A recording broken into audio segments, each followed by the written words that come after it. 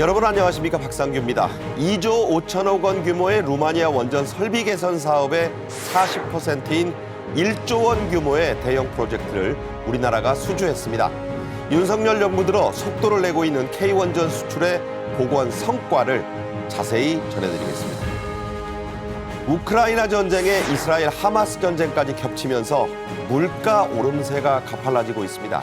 윤 대통령이 총리와 각 장관들에게 특단의 물가 대책을 이행하라고 지시했는데요. 정부의 고물가 대책을 집중 분석해 드리겠습니다. 김현주 시사평론가, 최진영 변호사와 함께하겠습니다. 어서 오십시오. 네, 안녕하십니까? 안녕하세요. 한국수력원자력이 참여한 국제 컨소시엄이 2조 5천억 원 규모의 루마니아 원전 리모델링 사업에 수주를 했습니다. 우리나라 몫은 이 가운데 약 40%인 1조 원 정도로 평가되는데요. 문재인 정부의 탈원전 정책으로 붕괴됐던 원전 수출의 생태계가 빠르게 되살아나고 있는 셈입니다. 먼저 주제 영상 보시죠. 탈원전 정책으로 붕괴 위기에 처한 국내 원전 생태계를 빠르게 복원하고 원전 산업이 다시 도약할 수 있는 발판을 마련하게 될 것입니다.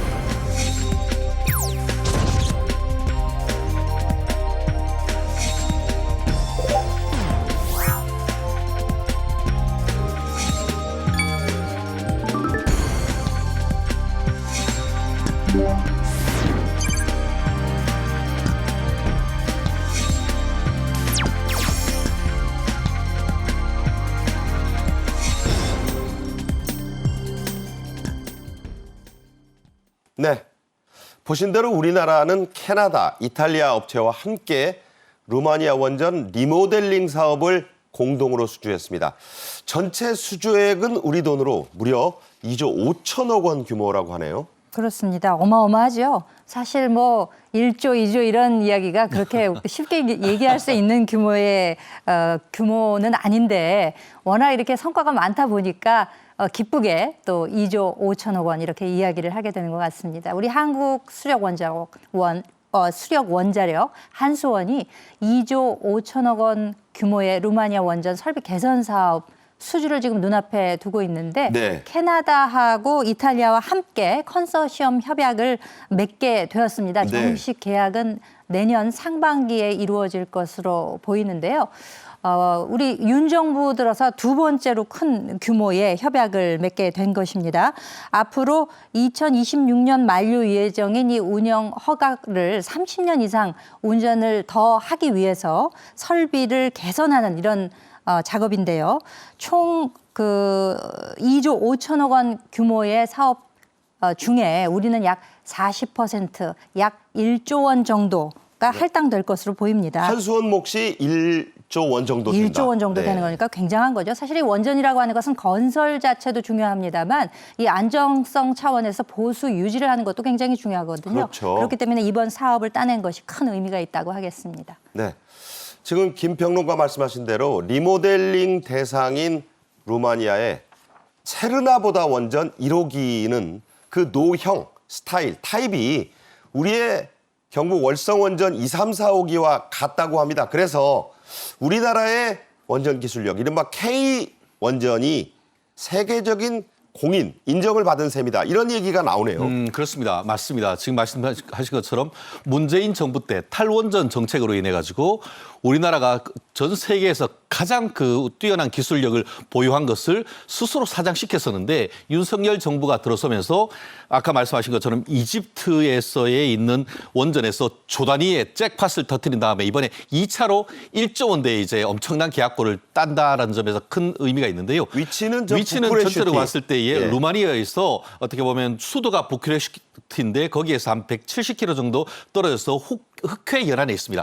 보통 물을 깃기 위해서 그 큰 바다나 이렇게 강 옆에 있지 않습니까? 그 흑해 해변에 있는 예, 거죠? 흑해 해변에 있는 것인데 말씀하신 것처럼 1996년에 이제 개설을 시작한 다음에 이제 한 30년이 다가옵니다. 네. 그러다 보니까 앞으로 이것을 노형을 리모델링하면은 추가적으로 30년으로 수명을 연장할 수 있는데 그 공사에 우리가 40%에 해당하는 1조 원 가량의 수확고를 지금 얻었기 때문에 결국 한국의 원자력 기술이 동유럽까지 진출하고 있고 지금 뭐 중동, 이집트, 동유럽 이렇게 해서 향후에 그 윤석열 정부에 있는 동안 더 많은 어떻게 보면 우리나라의 원자력 기술력을 전 세계에 어떻게 보면 알릴 수 있지 않을까 예측을 합니다. 앞서도 말씀이 있었지만 이게 이제 월성 2, 3, 4, 5기하고 노형이 같으니까 이 설계업체인 캐나다에서 이거 한국이 하면 잘하겠다. 그래서 이제 제의를 해왔다. 조금 이따 자세한 얘기를 하겠지만 그러니까 그 이탈리아와 캐나다가 한국을 파트너로 고른 이유가 그 월성하고 같은 타입이기 때문이라는 거죠. 그렇습니다. 결국 그만큼 우리나라의 기술이 신뢰성과 기술력을 인정받았다라고 얘기를 하고 있는데요. 결국 향후 어떻게 보면 신세대의 어떤 노형을 만드는 데 있어가지고 우리나라 기술력이 워낙 뛰어나다 보니까 네. 디자인을 하고 그것을 이제 설계함에 있어가지고는 캐나다나 미국 업체가 하고 있습니다만 실질적인 기술을 가지고 시공하는 역량은 대한민국의 어떤 한국수력 원자력을 비롯한 이 두산에서의 어떤 기술력이 워낙 탁월하다 보니까 뭐 우리 노력도 있었겠습니다만 다른 파트너 국가에서 우리나라를 당신들하고 같이 하자라고 손을 잡았기 때문에 앞으로의 어떤 확장력도 보여주는 그런 단서가 아닐까 생각을 합니다. 네. 한때 그 원자핵 공학과 하면 인기학과였는데 이게 이제 지난 5년 정부를 거치면서 완전히 비인기학과 뭐 그냥 그 생태계 자체가 없어졌었다 이런 그 평가가 나오고 있죠. 이에 앞서 우리나라 윤석열 정부 출범 직후인 2022년 8월에 이집트의 엘다바 원전 사업 그리고 10월에는 폴란드와 한국형 원전 업무 협약을 잇따라 체결하는 성과를 냈어요. 그렇습니다. 이 원전 수출 성과가 상당한데 지금 정리된 내용을 보고 계시는데요. 이미 작년 8월에 이집트의 엘다바 원전 시공 또 기자재를 공급하는 계약으로 무려 25억 달러, 우리 돈 3조 3천억 원 규모. 저기 아까 이제 잭팟이라고 말씀드린 그거죠. 그렇죠. 네. 10월에 또 연이어서 폴란드와 협력 의향서를 체결했는데 이것은 크게 보면은 약 30조 원 규모에 이를 정도로 어마어마한 것입니다. 장기 프로젝트입니다. 11월에는 체코와 그 원전 최초 입찰서를 제출을 했는데 이것도 뭐 규모가 9조 원에 달하니까 코바니 원전 그렇죠. 최초 입찰서. 덩어리가 엄청 큰 거죠. 이어서 올해 들어서 6월에 루마니아에서 그 삼중수소 그 최근에 그 오염 처리수 때 문제가 됐었던 그 후쿠시마 때 나온 삼중수소 거죠. 그렇죠. 네. 제거 설비를 건설하는 데 있어서 이것이 약 2,600억 원. 그리고 이번에 그 원전 압력관 교체 사업에 약 우리 몫으로 1조 원 규모가 예상되는 이러한 원전 수출이 큰 성과를 내고 있는데 사실 우리나라 같은 이 비산유국의 경우에는 원전의 원천 기술이라고 하는 것은 어떻게 보면 생명과도 같은 것이거든요. 그렇죠. 더군다나 탈탄소 전략이라고 하는 것이 글로벌 무대에서 상당히 중요하게 강조되고 있는 만큼 우리가 진작부터 이 원천 기술을 잘 활용하고 보존하고 발전시켜야 함에도 불구하고 네. 지난 정부에서 뭐 무작정 탈원전 선포를 하는 바람에 우리 생태계가 뭐 거의 괴멸되다시피 하고 말씀하셨다시피 원자핵 공학과 다니는 학생들이 앞으로 우리는 어떻게 해야 되냐 네. 이런 한탄이 나오기도 했었는데 우리 자체의 필요성은 물론이려니와 예. 지금 보시는 뭐 이집트와의 3조 3천억 원 규모 그리고 또 뭐 폴란드와 30조 원이 예상되는 이런 계약 체결을 앞두고 있다는 점은 우리 산업계에 있어서 정말 큰 씨앗이 될 것이다. 그리고 또 폴란드와는 방산 수출 이런 것들도 있기 때문에 그렇죠. 전차, 자주포 이런 그렇죠. 거죠. 연계가 되어 있으니까 그것이 또 더 좋은 사인이 되지 않을까 하는 큰 기대감을 가지게 합니다. 네.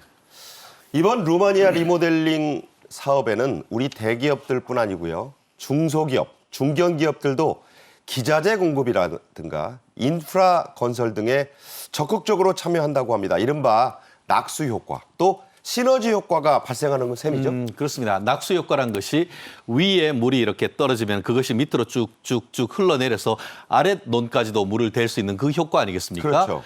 대기업이라고 할 수 있는 한국수력원자력 또 두산 에너빌리티 나아가서 건설사로서는 현대건설이라든가 삼성건설 같은 큰 기업이 이와 같은 원청을 따내면은 밑에 중견 중소기업이 하청을 계속 받을 수 있는 그런 구조입니다. 네. 그렇기 때문에 이번에 큰 그 대기업에서 이 사건을 따게 되면은 향후에 밑에 있는 수많은 중소 중견 기업까지도 그대로 어떤 그 수출에 따르는 효과가 미치기 때문에 네. 한국 원전 어떤 생태계가 완전히 새로 복원되는 그런 계기를 마련했다는 점에서도 어떤 단순한 한 개별 기업의 문제를 넘어서 원전 생태계 전체를 활성화시키는 계기가 되었다 이렇게 평가할 수 있을 것 같습니다. 그러니까 이제 전체 시공과 운영은 컨소시엄에서도 두산, 현대건설, 삼성물산이 맡고 수십 개 중소 중견 기업이 같이 참여하니까 기술이라는 걸 이제 공유도 하게 되고 또 우리나라에서 또 이제 다른 수주를 할 때 저 팀이 원팀이 좀 되겠죠? 결국 우리가 소송을 할 때도 당신 이런 거 해본 경험이 있어? 그렇죠. 묻지 않습니까? 딱 그거 아니겠습니까? 다른 어떤 것보다 원자력은 안전에 관한 어떤 그 우려가 적지 않은 그런 부분이다 보니까 그렇죠. 시공 능력을 통해서 그 시공 능력과 역량을 점검하고 검증했는 그러기 위해서는 많은 경험이 있어야 되는데 지금 우리나라 자체의 어떤 기술 그 건설하는 기술력뿐만 아니고 지금 그 이집트 지금 루마니아에까지 여러 가지를 하기 때문에 그 과정에서 쌓인 노하우는 특허를 뛰어넘는 그런 노하우가 있기 때문에 우리나라의 어떤 경쟁력이 점점 높아진다 이렇게 하는 것이 해석한다고 하면은 정확하지 않을까 생각합니다. 예. 자, 우리나라가 2009년에 월성 1호기 설비 개선 작업을 불과 27개월 만에 마쳤습니다. 자, 이게 세계 기록이라고 해요. 그렇죠. 루마니아 정부의 아주 이런 점이 크게 어필했다고 하는데 공기가 세계적으로 짧다. 다른 나라는 이 작업을 하려면 46개월 정도 걸린다고 하니까 1년 반 이상 공기를 단축하는 건데 어마어마한 그 경제적 효과가 나겠죠? 그렇죠. 신속하면서도 정확한 기술력이다. 이제 이것이 국제적인 신뢰를 얻게 되는 기본이 되지 않았나 싶습니다. 특히 유럽에서 우리 K 원전에 대해서 그 기술력은 이미 높이 평가를 받은 바 있는데요. 네. 우리나라의 그 월성 1호기가 가동 시작된 게 1982년이었습니다. 네. 그러니까 당시에 40년 수명을 예측을 하고 시작이 됐었는데, 그러니까 2012년까지 가동하겠다 그렇죠. 이런 계획이었죠. 근데 3년 앞두고 2009년에 이 설비 개선 작업에 들어가게 됩니다. 그래서 약 27개월 만에 이것을 무사히 마무리하면서 2012년까지 운행은 물론 이것을 2022년까지 운행하겠다라는 계획을 세웠었는데 갑자기 문정부에서 월성 1호기 가동 중단을 그냥 뚝 끊겨버렸던 그게 것이죠. 이제 난리가 난 지금도 이제 법적으로도 지금 재판이 이어지고 있는 그 과장 얘기 나오고 뭐 그 그렇죠. 사건 아닙니까? 그렇습니다. 그래서 이미 우리가 기술력을 27개월 만에 이렇게 해냈다고 하는 것은 이 원천 설계 기술을 가지고 있는 캐나다에서도 대한민국 인정할 만하다. 네. 왜냐하면은 본인들이 설계를 처음에 했음에도 불구하고 이 압력관 교체 작업을 하는데 실패를 했다 그래요. 그리고 시간도 무려 46개월이나 걸렸기 그러니까. 때문에 뭐 거의 2배 아니겠습니까? 그렇기 때문에 캐나다 원전 설계 업체가 K 원전 이런 기술을 가지고 있다면 우리랑 이거 같이 컨소시엄에서 하자라고 먼저 러브콜을 보내왔다는 거예요. 네네. 그렇기 때문에 더 의미가 있고 만약에 이번 이 컨소시엄 협약이 이제 정식 계약으로 이어지고 무사히 공기도 단축을 하면서 정확한 공사가 이루어진다면 앞으로 그 많은 그 전 세계에 있는 원전 그 리모델링에 있어서 우리가 그 먼저 한 수 위에 그런 그 지점을 차지하는 것이 아닌가 그런 기대도 해보게 됩니다. 그러니까 빠르고 정확하게 뭐 공기를 1년 반 이상 단축하는데 깔끔하게 한다. 그렇죠. 그러면 누가 그 일을 더 주고 싶지 않겠습니까? 그런 그렇죠. 맥락이라고 봐야겠죠? 그렇습니다. 네. 정부는 문재인 정부 때 탈원전 정책으로 대폭 축소됐던 원전 설비 수출을 강력히 추진하는 정책을 펴고 있습니다. 그래서 60개, 나아가 100개 기업을 키우겠다. 이런 방침을 세웠죠? 그렇습니다. 이미 한국에는 독자적인 원전 수출 경험이 있는 기업이 40개나 된다고 합니다. 네. 그런데 그것을 집중적으로 지원해서 앞으로 3년 동안 합계 60개 플러스 100개에 해당하는 기업 정도를 독자 수출 가능 기업으로 육성하겠다는 프로그램을 지금 비전을 발표했는데요. 말씀드린 것처럼 지금 집중적으로 지원을 해서 올해 10개사를 해서 2027년까지는 그걸 다 60개사로 늘린다라고 하는데요. 매년 4억 원 정도 개별 기업에 지원을 해서 합계 5년간 한 20억 정도를 지원한다라고 하고 있습니다. 그러니까 저 기업들은 기술력은 있는데 경험이 없어도 주겠다는 거예요. 아직까지는 이제 좀 검증을 해보면 충분한 기술력이 있는데 그 개발을 했는 걸 가지고 해외에 수출하는 경험이 부족하다 보니까 이제 국가에서 그런 경험을과 어떤 금융 자원을 뒤에 확실하게 밀어주겠다는 건데 실질적으로 지금 이 같은 경우에는 무역보험공사, 원자력협력재단, 코트라, 한국수력원자력 이런 데 5기업에서 어떤 무역과 관련되는 노하우 그리고 또 인적 물적 자원 이런 부분을 지원을 해주기 때문에 다가오는 2027년 정도에는 전 세계적인 어떤 원전 기업이 100개가 설립이 되고 그렇게 된다고 하면은 향후 전 세계 어떻게 보면 우리나라 K 원자력이 흩어나가는 어떤 원동력이 될 수 있는 그 베이스 캠프가 되는 것이 아닌가 생각합니다. 그러니까 100개 정도의 수출 팀이 만들어질 수 그렇습니다. 있다. 네네. 이런 결론이죠. 액수가 대단하기 때문에 이 원전 수출은 무궁무진한 시장성을 갖고 있다고 평가되고 있습니다. 윤석열 대통령은 2년 전 대선 후보였을 때 원전의 중요성을 가는 곳마다 설파했었고 강조했었는데요. 당시의 발언 가운데 하나 직접 들어보겠습니다. 지속 가능한 탈탄소 에너지 정책과 원자력 정책을 다시 세우겠습니다. 신한울 3, 4호기 건설은 즉각 재개함으로써 세계 최고 수준인 우리 원전 산업의 생태계를 복원하고 2009년 이후 끊어진 원전 수출에 제가 직접 발벗고 나서겠습니다. 네, 2021년 12월 감회가 좀 새로울 수도 있겠어요. 그런 시절이었는데 저 때 정말 원전 산업 생태계 복원 이것이야말로 대한민국의 미래다. 윤 대통령이 가는 곳마다 유세 현장에서도 이런 얘기를 강조했었죠. 그러니까 어느새 2년 전 이제 이렇게 소회가 나오는데 그렇죠. 우리 원전 산업이라고 하는 것이 우리 산업계를 이끌고 갈 만한 주요 분야다라는 점에 대해서는 아마 많은 분들이 동의를 하셨을 거고 그것까지를 포함해서 국민들로부터 선택을 받지 않았을까라는 생각을 해보게 됩니다. 네. 우리나라 원전 수출 사실 1호는 UAE의 바라카 원전이었었거든요. 그렇죠. 그렇기 때문에 지난 1월에 윤 대통령이 UAE를 방문해서 그 무함마드 대통령과 함께 그 3호기 가동식에도 참석하기도 했었습니다. 네, 지금 말씀하신 그 장면으로 한번 가보겠습니다. 윤 대통령은 취임 후에 아랍에미리트를 국빈 방문했었죠. 이때 바라카 원전 현장을 직접 찾았습니다. 이 원전 세일즈 외교에 나선 것인데요. 당시의 영상도 보겠습니다.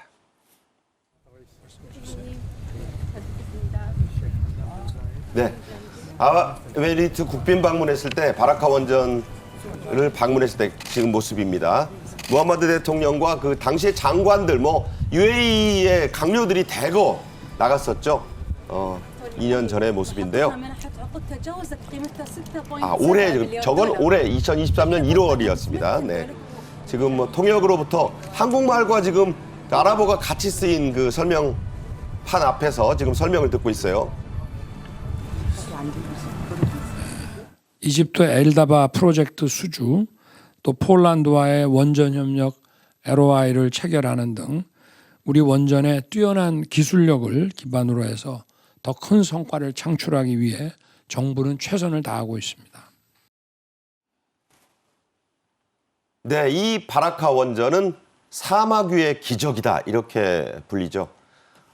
올해 1월에 저기 갔을 때 아랍권 최초의 원전이고 또 한국이 해외에 처음으로 수출한 원전이라고 해서 대대적인 그 주목을 받았습니다.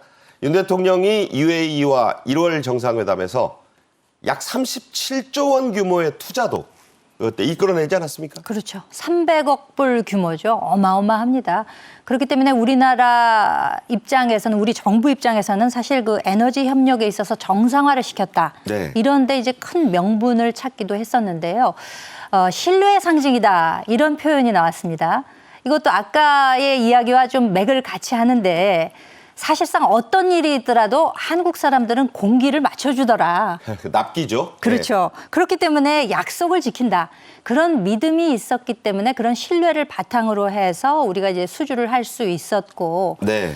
사실 이 계약은 MB 정부 때 이루어졌습니다. 14년 전에 뿌린 씨앗이 윤석열 대통령 시기에 이것이 이제 과실로 다가온 것이죠. 사실 정부는 그래야 돼요. 여야나 그 정권 교체와 관계없이 14년이 됐든 20년 전에 뿌린 씨앗을 대한민국 정부가 거두는 거 아니겠습니까? 그렇습니다. 그렇기 때문에 우리나라가 원전을 해외에 수출한 전 세계에서 6번째 국가라는 아주 큰 명분도 차지하게 됐고, 실제로 1호기가 21년도부터 그리고 2호기가 22년 그리고 3호기가 올해 저렇게 가동 기념 행사에 대통령이 직접 방문하면서 참석하는 바람에 네. 더 그 의미가 배가가 됐다라고 생각이 되고, 사실상 과거에 뿌린 씨앗이 이렇게 훌륭한 열매로 되돌아올 것이라는 것을 한 14년 전에는 알지 못했었겠지만 그랬겠죠. 지금 또 뿌려지고 있는 씨앗이 앞으로 또 어떤 큰 꽃을 맺게 될지는 또 기대감을 더욱 갖게 하는 대목이 아닌가 싶습니다. 제가 어렸을 때 그 교과서에서 보면 뭐 100년 뒤를 보고 나무를 심는다 이런 걸 배웠던 적이 나는데, 그렇게까지 국가의 사업은 100년 대계를 바라보는 그런 일이 아닌가 싶습니다. 현재 전 세계에 가동되고 있는 원전 무려 439기라고 합니다. 그 가운데 약 40%인 177기가 리모델링, 즉 개선 작업을 앞두고 있는 상황입니다. 그야말로 이 리모델링 수주 시장 어마어마하네요. 그렇습니다. 이게 잘하면 대박이다. 이렇게 뭐 아까는 잭팟이라고 했습니다만 우리나라 말로는 대박이라고 하지 않습니까? 네. 우리나라에 어떻게 보면 자동차, 또 반도체 이거에 더해서 이 원전이 우리나라 어떤 신수종 사업으로서 기대를 갖게 하는 그런 부분인데, 말씀하신 것처럼 지금 전 세계에 한 440여 개 가까운 것이 운행되고 있는데 그중에 177기가 계속 운전 그 원전이어서, 그건 뭐냐면은 한 30년 정도 하면은 리모델링해서 새로 이제 계속 가동하는 건데, 그것도에 또 리모델링한 기한이 또 다가오다 보니까 이거에 대한 새로운 리모델링 시장이 계속 열리고 있는 것이죠. 네. 근데 지금 그 확인을 해봤더니만 우리나라에서 원전이 그 설립을 한 것이 한 50년 된다고 합니다. 50년 동안 우리나라가 34개나 되는 원전을 지금 가동하고 설비를 해서 하다 보니까 네네. 그 어떤 나라보다 우리가 지금 노하우가 지금 뚜렷하게 있는데요. 그러다 보니까 이번에 그 동유럽에서 조금 전에 얘기 드렸던 루마니아에서의 어떤 이런 그 리모델링 사업, 그것 이외에도 최근 K방산의 어떤 그 핵심이라고 할 수 있는 폴란드에서도 우리나라가 개발한 아주 하이테크 이 원자료라고 할 수 있는 APR 1600이란 이것을 2~3기 정도 지금 건설하기 위한 협의를 진행되고 있다고 합니다. 튀르키예도 있다고 그리고 하죠. 그리고 또 말씀드린 것처럼 체코에도 원전 한두 개 하고, 터키, 튀르키예에도 여기는 무려 12기나 되는 것을 지금 하고 있다고 합니다. 그렇기 때문에 이 중에 한국이 정말 하나만 딱 성공을 한다고 하면은 그에 따르는 그 후행의 어떤 효과가 굉장히 클 수 있다라는 점에서 아마 이번 정부에서 사활을 걸고 지금 해외와의 경쟁에 나섰다라고 볼 수 있을 것 같습니다. 그러니까 단순 비교하면 루마니아 체르보나다 1호기가 리모델링에 우리 몫이 1조 원이었으니까 1조 원씩만 따져보면 이 시장 규모가 우리가 물론 다 따올 수는 없겠지만 저 중에 절반이어도 5~60조는 되겠구나. 그렇습니다. 이런 셈이 가능해요. 그렇습니다. 이거는 뭐 도대체 제 월급 생각하면은 그 금액 규모가 네. 비교할 수 없을 정도가 되는데, 그만큼 한국 경제에 미치는 영향이 굉장히 크고, 그러한 점에 있어 가지고는 정부의 의지와 또 민관의 합동, 이것이 어느 때보다도 중요한 상황이 된 것 같습니다. 네. 자, 이어서 다음 주제로 넘어가겠습니다. 요즘 짜장면 한 그릇 드셔보셨습니까? 7,500원짜리를 제가 며칠 전에 먹었는데 7,000원이 훌쩍 넘었습니다. 삼겹살 1인분 2만 원짜리가 대부분이고 2만 원에 근접했습니다. 10,000원 한 장 갖고 나가서 제대로 된 점심 한 끼 먹기 어렵다는 소리가 이곳저곳에서 나오고 있습니다. 윤석열 대통령은 한덕수 국무총리와 각 부처 장관들에게 고물가 현장에 직접 나가서 좀 특단의 대책을 세우라고 각별히 당부를 했는데요. 윤 대통령의 물가 관련 지시 내용을 이도운 대변인의 브리핑으로 들어보겠습니다. 윤석열 대통령은 오늘 한덕수 국무총리와 주례회동을 갖고 물가, 고용 등 주요 민생 경제 상황을 논의했습니다.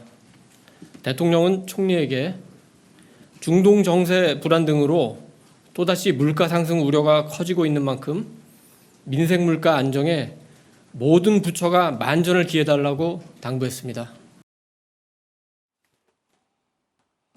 네, 이도운 대변인 얘기처럼 만전을 기해하긴 해야 하는데 지금 우크라이나 전쟁에 이어서 28 전쟁까지 악화일로로 가면서 물가 고공행진은 이제 세계적인 변수가 아니라 상수가 돼 있는 실정입니다. 특히 밥상 민생 물가, 생활 물가, 외식 물가 너무 올랐죠? 너무 많이 올랐습니다. 특히 뭐 요즘에 배추값이 뭐 한 통에 10,000원이라 그래서 주부들은 이제 뭐 김장을 사 먹어도 문제고 담궈 먹어도 문제거든요. 상추를 삼겹살을 상추에 싸 먹는 게 그렇죠. 아니라 반대로 해야 된다는 뭐 얘기까지. 이게 깻잎을 삼겹살로 싸 먹는다 뭐 이런 네. 얘기까지 지금 나올 정도로 그렇게 고물가에 시달리고 있습니다. 사실 삼고라고 하지 않습니까? 고물가, 고금리 그리고 고환율 네. 이렇게 시달려 왔는데 우리 피부에 가장 와닿는 것은 사실 물가거든요. 근데 물가가 정말 하늘 높은 줄 모르고 오르기만 하니까 정부 입장에서는 참 아마 난감할 겁니다. 네. 그렇기 때문에 소통을 강화하라라는 주문과 함께 물가 안정하는데 만전을 기하라라는 지시가 내려올 수밖에 없는 것이고요.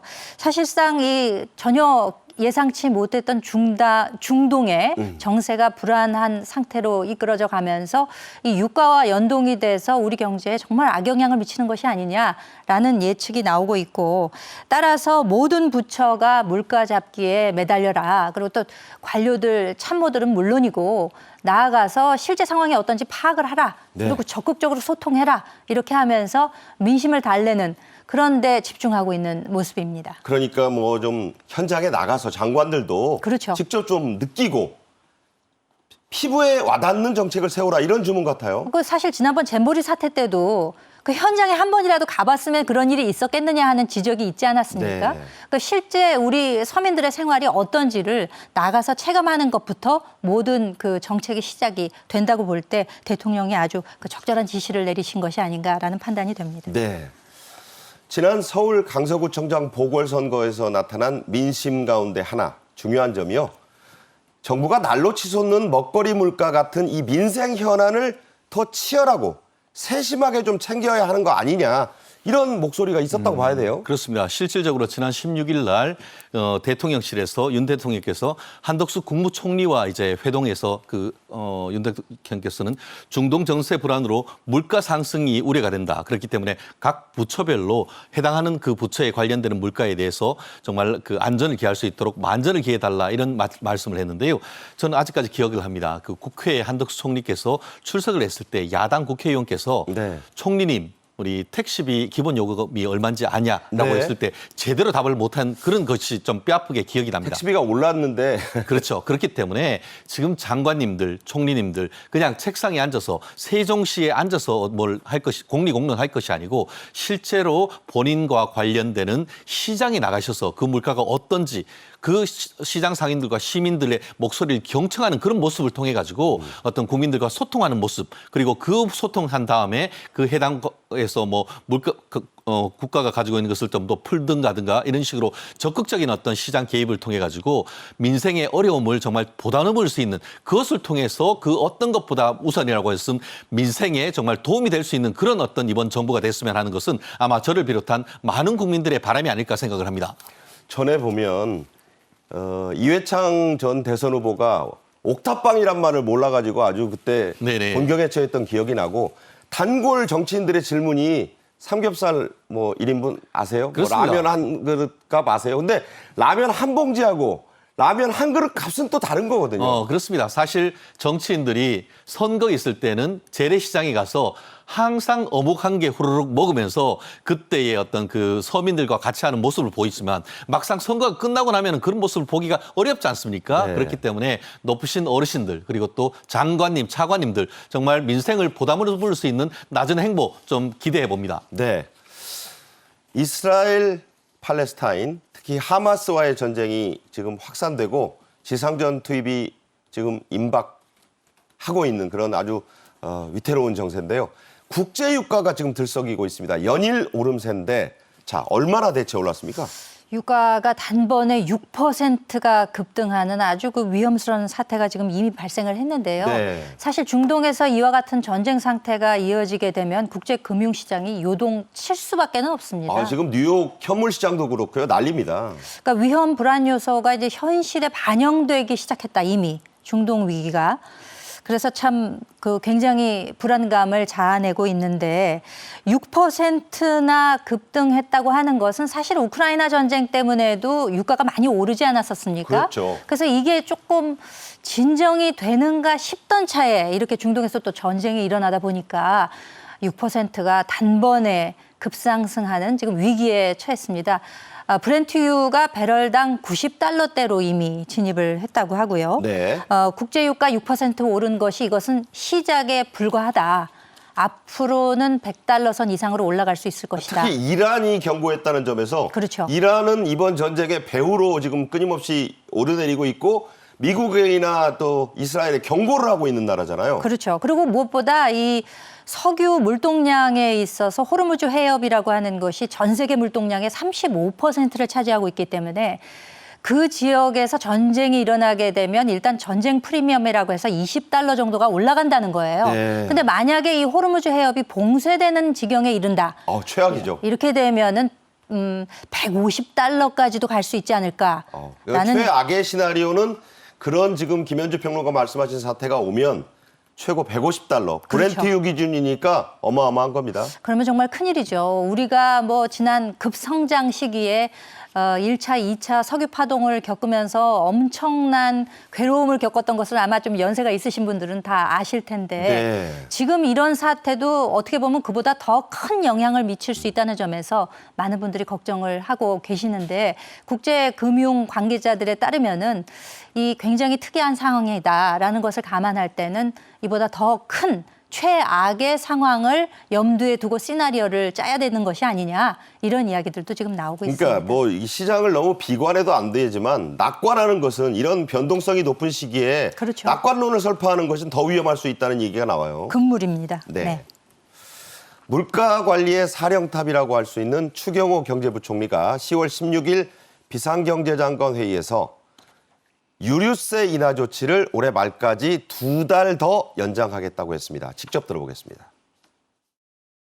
향후 사태 전개에 따라서는 에너지, 공급망 등을 중심으로 리스크가 재차 확산되면서 글로벌 인플레이션 국면이 다소 진정되어가는 상황에서 다시 어려움에 직면하게 될 가능성도 배제할 수 없습니다. 에너지, 먹거리 등을 중심으로 관리 노력을 한층 강화하는 한편 민생 물가 안정에 총력을 기울이겠습니다. 특히 석유류의 경우 10월 말 종료 예정인 유류세 인하 조치 및 경유 천연가스 유가 연동 보조금을 연말까지 한시 연장하고 국제유가 변동성 확대에 편성한 가격 인상이 없도록 현장 점검을 더욱 강화하겠습니다. 네, 이게 정상적으로 상황이 갔더라면 유류세 인하 조치는 당초 지난 1월부터 시작했고 이달, 그러니까 10월까지만 적용될 예정이었습니다. 이걸 2달 더 연장한다니까 좋아하는 분들이 있는데 사실 그만큼 상황이 안 좋아졌다는 반증 아니겠어요? 그렇습니다. 저도 차를 타는데 서울에서 이렇게 운전해 가다 보면은 1,700원, 90원, 뭐 8,800원 이렇게 돼 있는데 이런 것이 사실 9월 초만 해도 1,700원 초반이었다가 상당 부분 오른 걸 볼 수가 있단 말이에요. 그러다 보니까 이 부분에 있어서 유류세 부분에 대한 그 감세를 이번 12월까지 연장하기로 했다라고 얘기를 하고 있습니다. 그러다 보면은 지금 현재 그 휘발유당 615원, 경유는 369원, LPG는 1,300원 정도 130원. 예, 130원 정도를 적용을 해가지고 여전히 한 휘발유가 한 1,700원대로 유지하고 있습니다만 만약에 이게 지금 그 원상 회복돼 버리면은 리터당 2,000원을 훌쩍 넘어버린 건 아니겠습니까? 네. 우리 주머니가 그만큼 가벼워질 수밖에 없는 그런 상황이다 보니까 이 정부로서도 그와 같은 부분에 대해서는 특단의 조치를 할 수밖에 없는 그런 상황인 것 같습니다. 네. 자, 1,800원이 지금 리터당 휘발유 값이 목전에 뒀고 물론 2,000원 넘는 곳도 많아요. 하지만 그렇습니다. 이제 서민들이 1,600원, 1,700원 보다가 1,800원을 보면 충격이 많은 거 아닙니까? 그러면은 오늘 차 타고 나가야 되나 대번 그 생각을 하지 않을 수 없는 거거든요. 그리고 좀 더 갈 수 있는 것도 최대한 이제 보면은 그 거리를 좀 적게 운전할 수밖에 없는 그런 것이고 많이 운전할수록 이 가게에 대한 어떤 주름이 지다 보니까 일반적인 서민 가게에 있어서는 이분들 특히 뭐 개인 용달을 한다든가 아니면 불가피하게 운전을 해야 되는 이런 네. 분들한테는 직접적인 어떤 그 가게에 타격이 있기 때문에 지금 정부로서도 세수가 감소되는 것을 감수하고서라도 이 국민들에 대한 혜택을 드릴 수 있도록 민생과 어떤 생활에 어려움이 없도록 하려고 하는 나름대로의 어떤 고육지책이 아닌가 생각합니다. 네. 자, 이른바 생활 물가도 정말로 가파르게 오르고 있습니다. 16일 한국물가협회가 10월호 월간 물가 자료라는 걸 공개했는데요. 자, 지난 50년간 반세기라고 합니다. 이 물가들을 비교해 봤는데 재미있는 통계가 의외로 많습니다. 어떤 게 있습니까? 우리 그러니까 일상생활에서 꼭 접해야 되는 품목들 있잖아요. 50년 동안 어느 정도의 가격 변화가 있었는가를 라면 살펴본 나오네요. 거죠. 라면은 무려 8배. 국수가 더 많이 올랐어요. 18배가 상승했다는 것이고 소주는 14배, 맥주가 7배. 그리고 고추장, 가공식품의 경우인데 이게 지금 원재료, 뭐 고추 이런 것들이 다 올랐기 때문에 무려 27배가 올랐다는 것이고 쌀값은? 쌀값도 5배가 무려 올랐다는 것입니다.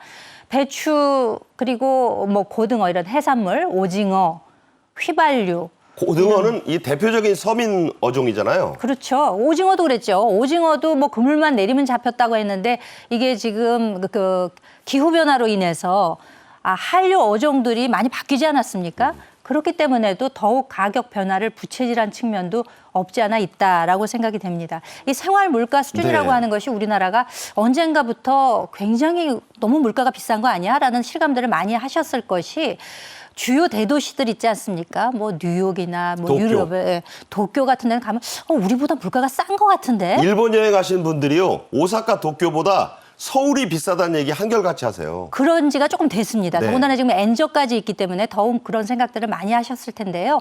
아까 방금 전에 보셨다시피 국수는 무려 18배 이상 이렇게 올랐고 우리가 꼭 필요한 뭐 라면이라든지 소주 이런 것들조차 10배 가까이 이제 올랐다는 점 지목하지 않을 수 없고 네. 라면 대당 가격도 100원대에서 뭐 근 1000원대까지 이렇게 올랐는데 정말 내린 것은 없습니다. 꾸준히 오르기만 해서 내린 거 일부 있겠죠. 월급 같은 거. 월급 빼고 다 올랐다라는 얘기를 여기서도 다시 한번 할 수밖에 없는데 사실 뭐 저 어렸을 때만 해도 동네 그 구멍가게 같은 데 있잖아요. 그런데 10원짜리도 가지고 갔거든요. 10원짜리에 품목이 꽤 있었죠. 그렇습니다. 소고기 값이 80배로 가장 높게 상승을 했다는데 가장 많이 오른 품목이기도 하고 10원의 가치, 100원의 가치, 1000원의 가치 지금 1000원 한 장 가지고도 편의점 가서 살 게 없거든요. 얼마 전에 그 몇 년 전인가요? 네. 만 원의 행복이란 프로그램이 있었는데 네. 제 그 아들 2030 세대인데 물어보니까 네. 만 원은 반나절도 못 간답니다. 그렇죠. 네. 10만 원의 행복으로 바꿔야 되는 거 아닌가 싶을 정도로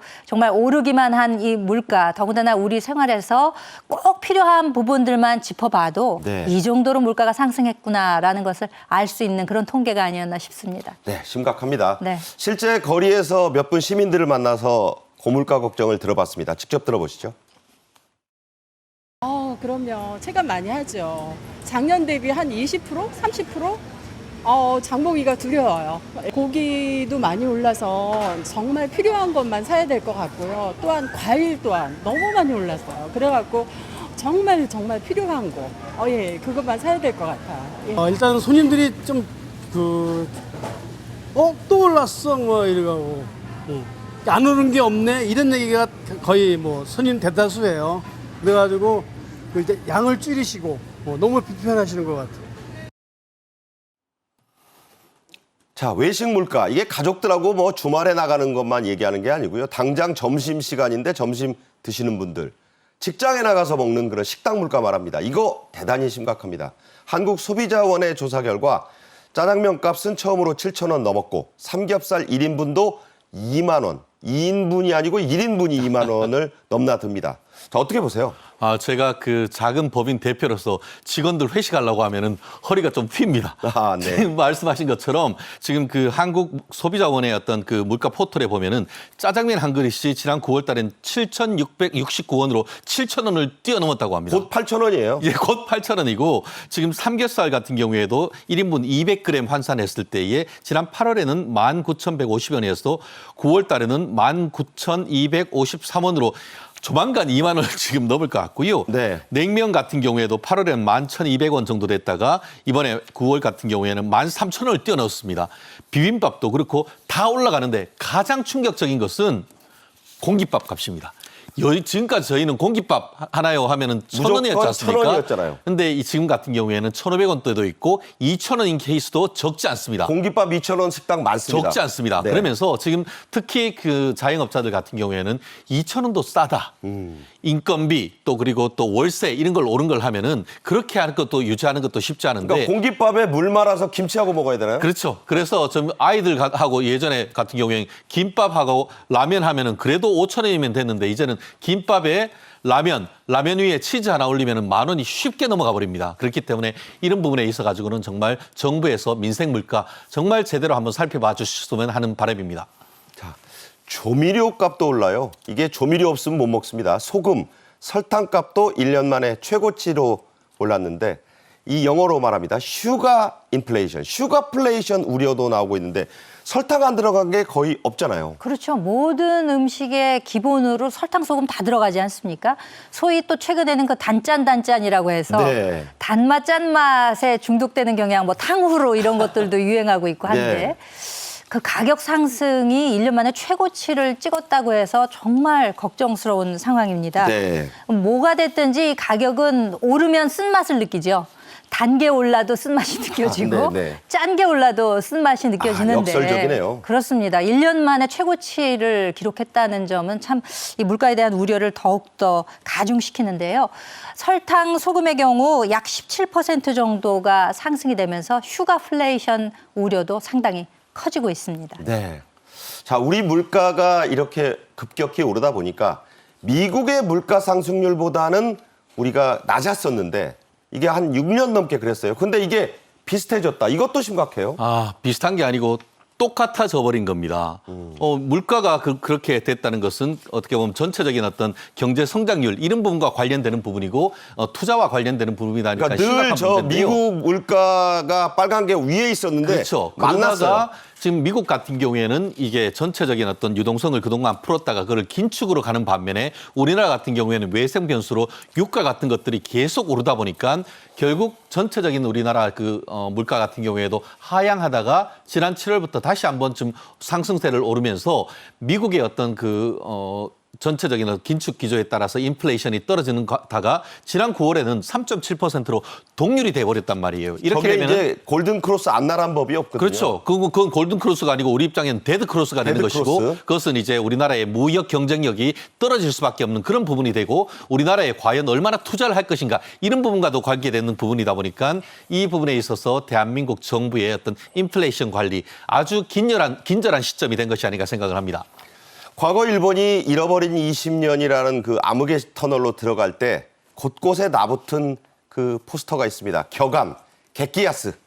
엄청 내려서 판다는 건데 우리가 지금 비슷한 현상을 보이고 있어요. 파격 할인 경쟁이 곳곳에서 벌어지고 있다. 이거 무슨 얘기입니까? 그러니까 소비자 입장에서는 한 푼이라도 더 싸게 구입을 해야 되는 것이고 유통업계는 물론 본인들의 영업이익을 생각하지 않을 수 없겠습니다만 그래도 소비자들에게 좀 파격적인 할인을 제공함으로써 좀 부담을 덜어드리려는 이런 여러 가지 행사들, 판촉 활동들이 일어나고 있습니다. 소위 그 페스타라고 해서 온라인상, 오프라인상에서 많은 지금 그 할인 경쟁이 이루어지고 있는데요. 대표적으로 무슨 공동 구매라고 해서 최대 70% 정도까지 할인이 가능하도록 하는 70%를 깎아줍니까? 그러니까 어떤 특정 물량, 특정 부분에 있어서 그 대형 마트가 오더픽이라고 해서요.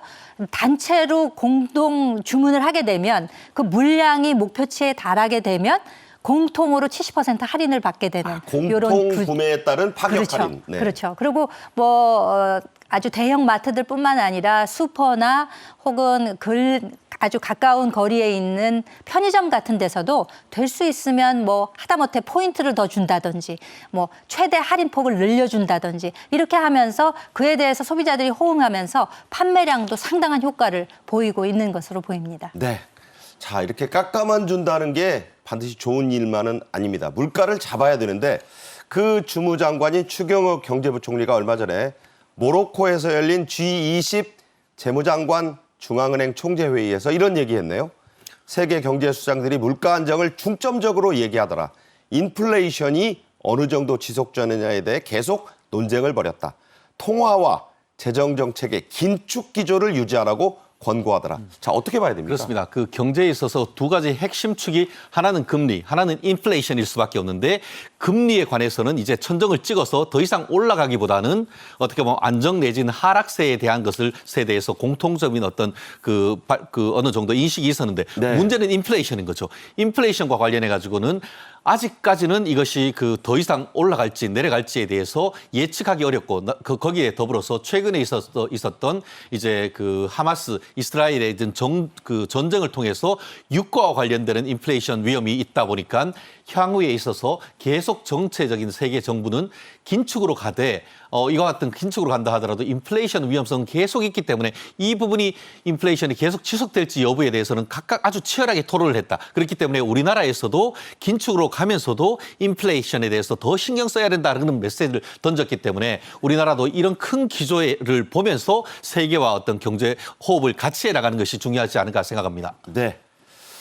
정치하는 분들, 시민들, 국민들이 어떤 문제로 가장 고통받고 있는지를 직시하고 대책을 내놓는 것이 내년 총선의 승리 비결이다. 이런 생각 해봤습니다. 김현주 시사평론가, 최진영 변호사와 말씀 나눴습니다. 고맙습니다. 감사합니다. 저희 정책인 이슈가 준비한 오늘의 소식은 여기까지입니다. 시청해 주신 여러분 감사합니다.